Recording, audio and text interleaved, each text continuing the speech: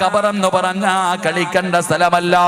കബറിന് നാവുണ്ട്, കബറിന് നാവുണ്ട്. നമ്മൾ സംസാരിക്കുന്നത് പോലെ കബർ സംസാരിക്കുമെന്ന എന്റെ പ്രിയപ്പെട്ടവരെ, അതുകൊണ്ടാണ് അവിടെ നിന്ന് മഹാനായ തഴവ ഉസ്താദ് പറഞ്ഞത്, കബറെന്നു കേട്ടാൽ തൽക്ഷണം ഞെട്ടേണ്ടതാ, കണ്ടാലുടൻ വാ വിട്ടു നീ കരയേണ്ടതാ, മേടയ്ക്കു പകരം മളമാ സുബ്ഹാന റബ്ബി അതിൽ കിടക്കേണ്ടതാ നസുമാന. കബറിനെ കുറിച്ച് പറയുന്നത് കേട്ടാലേ നിന്റെ കൈകാലുകൾ വിറയ്ക്കണം. കബറിനെ കുറിച്ച് പറയുന്നത് കേട്ടാലേ പേടിക്കണം. കബർ കണ്ടാ കരയണേ, കബർ കണ്ടാ കരയണേ. മഹാനായ സയ്യിദുനാ ഉസ്മാൻ ഇബ്നു അഫ്ഫാൻ റളിയല്ലാഹു തആല അൻഹു പടച്ചവനെ നരകം പറയുമ്പോ കരയാറില്ല. പടച്ചവനെ മഹാനവറുകളുടെ മുന്നിൽ കബറിനെ കുറിച്ച് പറഞ്ഞ കബർ കണ്ടു കഴിഞ്ഞ ഉസ്മാൻ തങ്ങളുടെ താടിരോമത്തിലൂടെ കണ്ണുനീര് ഒഴുകുകയാണ്, വല്ലാതെ കരഞ്ഞു പോവുകയാണ്. കബർ കണ്ടാ തളർന്നിരിക്കുകയാണ്.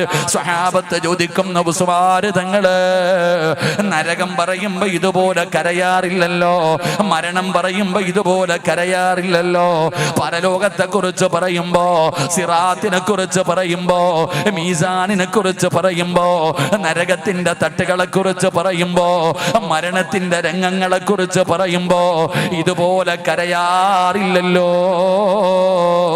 പിന്നെ എന്തേ കബർ കാണുമ്പോ ഇങ്ങനെ കരയുന്നത്? ഉസ്മാൻ തങ്ങൾ പറഞ്ഞ മറുപടി എന്തെന്നറിയുമോ? അൽ ഖബറു അവ്വലു മൻസിലിൻ മിൻ മനാസിലിൽ ആഖിറ. ഉസ്മാൻ തങ്ങൾ പറഞ്ഞു കൊടുത്ത മറുപടി എന്തെന്നറിയുമോ?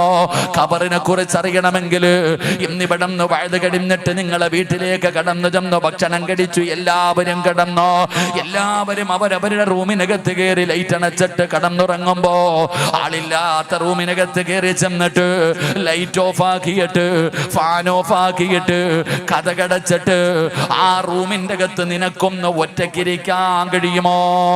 എന്റെ പ്രിയപ്പെട്ട സഹോദരങ്ങളെ, ഇന്ന് വഴുത് കഴിഞ്ഞ് നിങ്ങളൊക്കെ വീട്ടിൽ ചെന്നിട്ട് അപ്പുറത്തെ റൂമിൽ വാപ്പ കിടക്കുന്നുണ്ട്, ഉമ്മ കിടക്കുന്നുണ്ട്, ആരെങ്കിലും ഉണ്ടെങ്കിലും ആരുമില്ലാത്ത റൂമിനകത്ത് കയറിയിട്ട് ലൈറ്റൊക്കെ ഒന്ന് അണയ്ക്കണം, ഫാൻ അണയ്ക്കണം, നല്ലതുപോലെ റൂം ലോക്ക് ചെയ്യണം.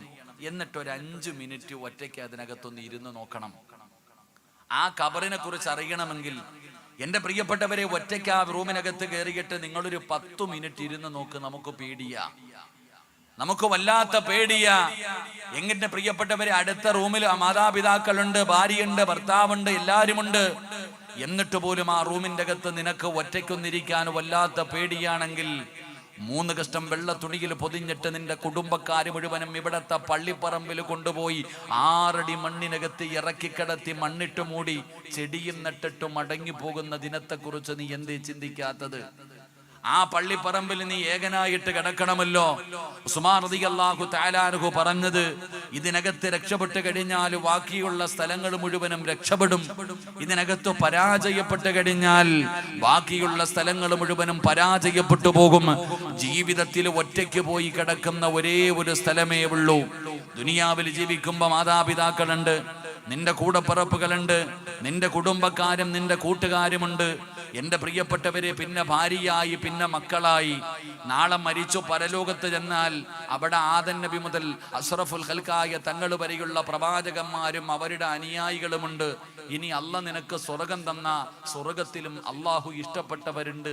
ഇനി അല്ല നരകത്തിലിട്ട അവിടെയും ശൈത്താനും അനുയായികളുമുണ്ട്.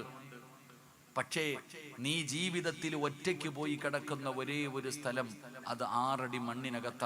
അള്ളാഹു ഈമാൻ നൽകുമാറാകട്ടെ.